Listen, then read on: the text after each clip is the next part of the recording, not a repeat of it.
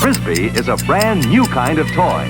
It's the sensational flying saucer. It's time rewind for January 23rd. In 1958, the Wham-O Toy Company introduces the Frisbee and forever changes outdoor recreation. In the 1970s, television had its share of police dramas and sitcoms, but on this day in 1975, viewers are treated to a new sitcom centered around life in a New York City police station. It's Barney Miller. You stole a police car?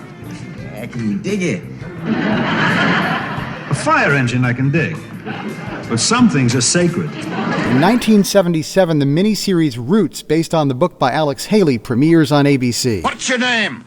Kunta Kinte. The star-studded feature becomes the single most watched program in American history. It's 1986 and the Rock and Roll Hall of Fame inducts its first members at a ceremony in New York. Chuck Berry is honored, James Brown, Ray Charles, and Elvis Presley. That's Time Rewind. I'm David Mandel.